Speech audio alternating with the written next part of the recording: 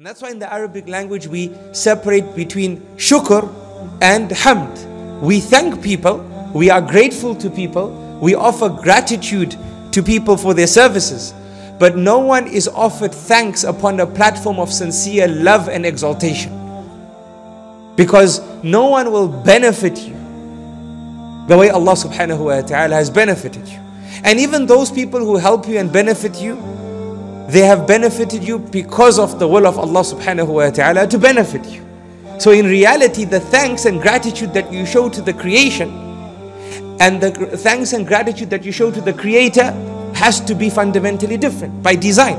Because we, by design as well, we feel more grateful the more people are in service to us and of us. That's normal. I think that's human nature. We can appreciate that. That somebody might help me so much, so I'm grateful, but he helps me more, I'm even more grateful. So the reality is, whenever we look at all the assistance we have in our lives and anyone who does anything for us, above all them is the decree of Allah subhanahu wa ta'ala and Allah subhanahu wa ta'ala. So He will always be most deserving. And the level of gratitude then would be a show of hamd. And that is why Allah subhanahu wa ta'ala is Al-Hamid. Al-Hamid refers to the owner of all praise, and the one who is absolutely praiseworthy perpetually. He is absolutely praiseworthy without any exception.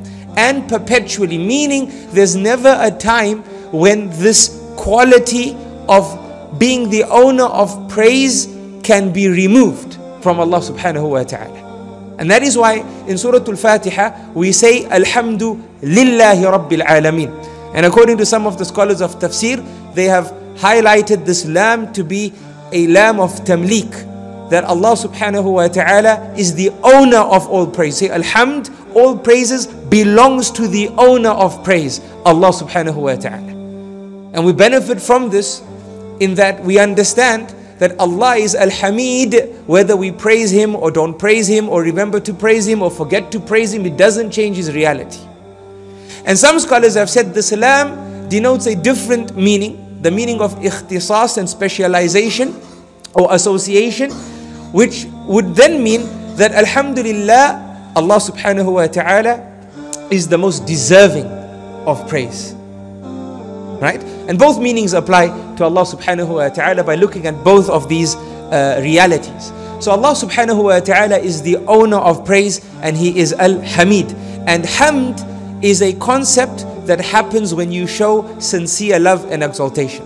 People normally ask, what is Alhamdulillah? Well, Alhamdulillah is a show of praise because of sincere gratitude, which is based upon sincere love and exaltation for the one who's being praised. And that's why I'm highlighting this, because now we can see the correlation between this concept of sincere love and exaltation in our discussion about khushu'.